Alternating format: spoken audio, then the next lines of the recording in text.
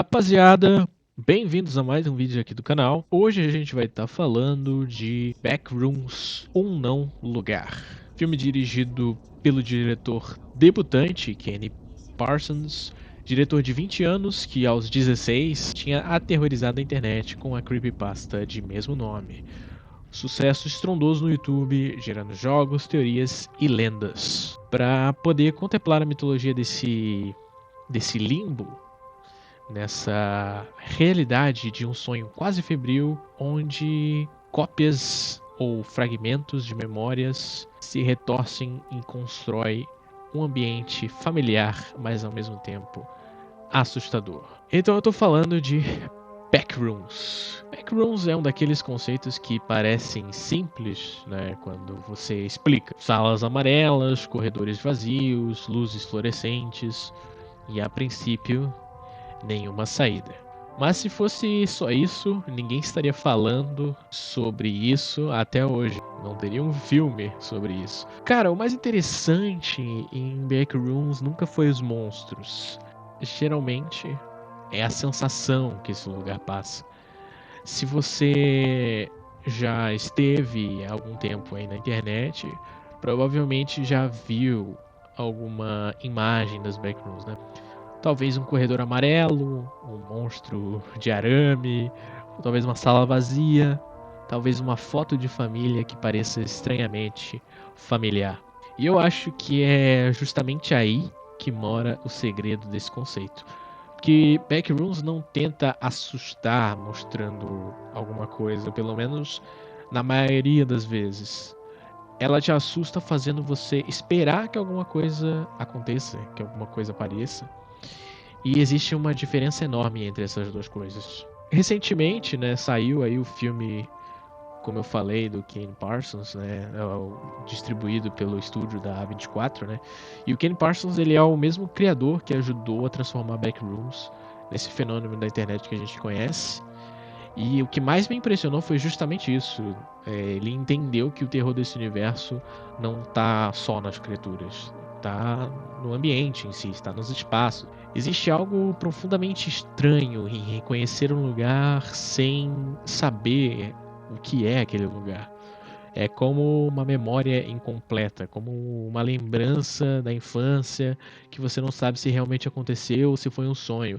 E eu acho muito legal que o filme, né, brinca com isso. Os personagens, em diversos momentos, eles estão lembrando, né, seja, né, em sonho, seja nas sessões de terapia, eles estão lembrando algo que aconteceu, mas por ser uma lembrança distante, ou uma lembrança até traumatizante, você acaba tentando lidar com ela, né, com essas lembranças, de uma forma menos agressiva, e ela acaba se distorcendo aos poucos.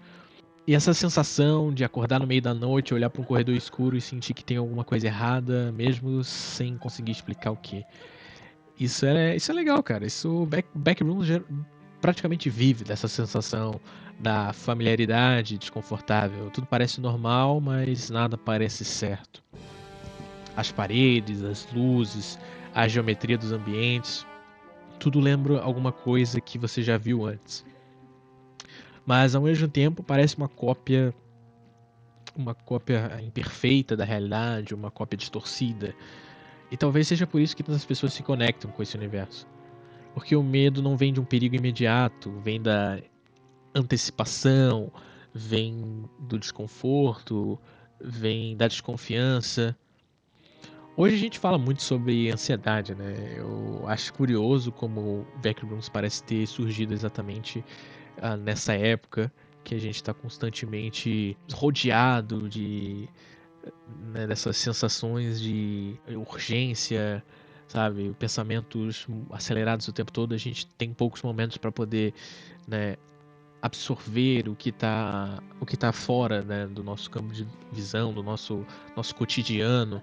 Eu acho curioso como o Backrooms parece ter surgido exatamente na época que deveria ter surgido. Porque não é um terror baseado em perseguição, não é um terror baseado em sustos, é um terror baseado em expectativa. Você não está com medo do que está vendo, você está com medo do que pode estar logo depois da próxima esquina ou ali atrás daquela parede. E o filme entende isso muito bem. Ele não transforma Backrooms em uma sequência interminável de monstros, pelo contrário, ele deixa os espaços respirarem, ele deixa você caminhar por aqueles ambientes, observar, escutar, esperar, porque o verdadeiro antagonista desse universo, bom, pelo menos não ao meu ver, não é uma criatura, né? Claro que no filme eles optam por ter um clímax, né, com um monstro, mas o desconhecido é que pra mim se torna fascinante. E talvez seja por isso que Backrooms funcione tão bem.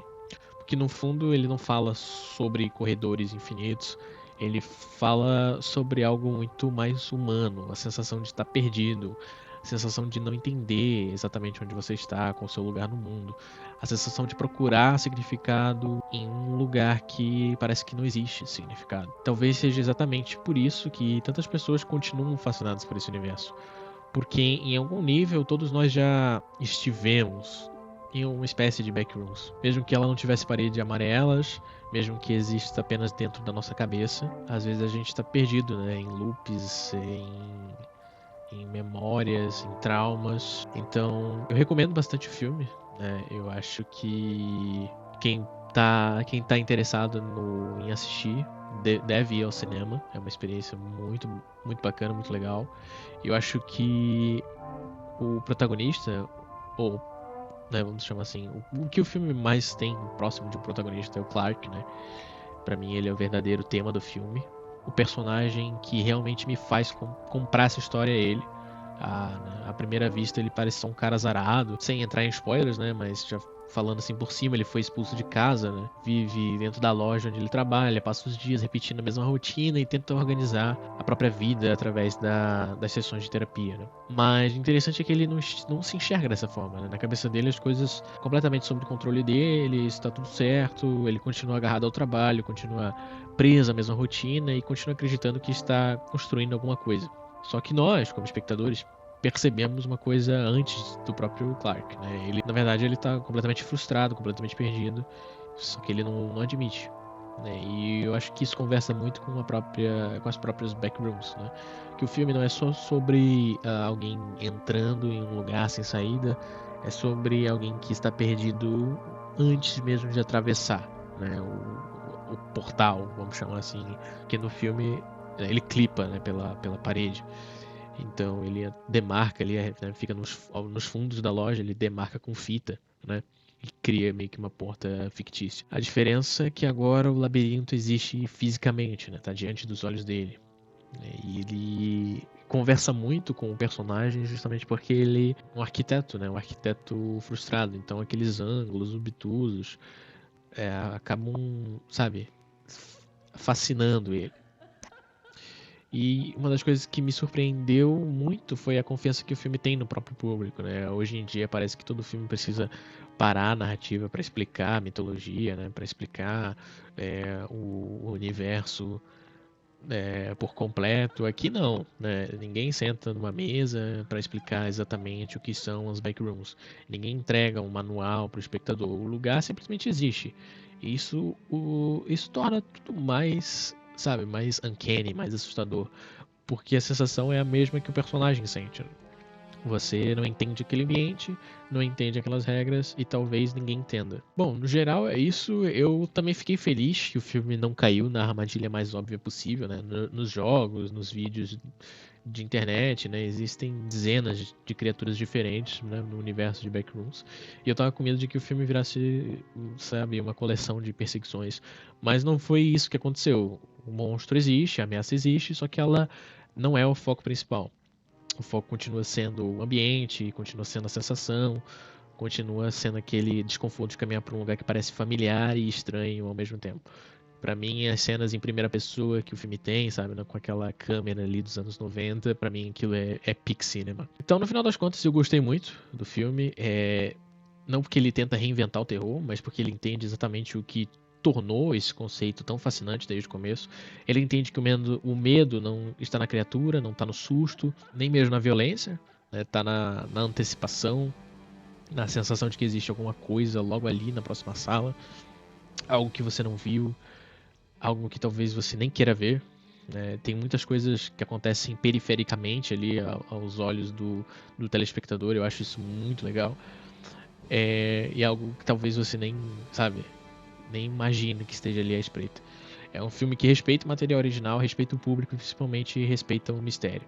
Então, sim, eu recomendo fortemente. Letterboxd provavelmente eu vou dar umas 4 estrelas. Então, principalmente se você já gosta do universo das Backrooms, de analog horror ou de histórias que se passam em, sabe, em espaços liminais, enfim, com certeza que você vai gostar, mas talvez não funcione para todo mundo, né? Se não parece seu tipo de filme, né? Talvez seja. Eu não acho que ele é um filme parado, eu acho que é um filme bem dinâmico, mas talvez se o conceito não te instigar, talvez não funcione. Existe uma boa chance de você ficar com esse filme na sua cabeça por muito tempo, né? Principalmente de se a ideia de Backrooms, né, te empolga. Então, eu fiquei até o final do filme, né, depois dos créditos. Não tem cena pós-créditos, tá? Só pra avisar a galera aí. Mas, enfim, eu quero saber de você qual foi o momento que mais te marcou no filme. Se você foi assistir, comenta aqui embaixo. E se você gosta desse tipo de conteúdo sobre filmes, séries e cultura pop, se inscreve aqui no canal Nexo Riscado. Até a próxima, rapaziada.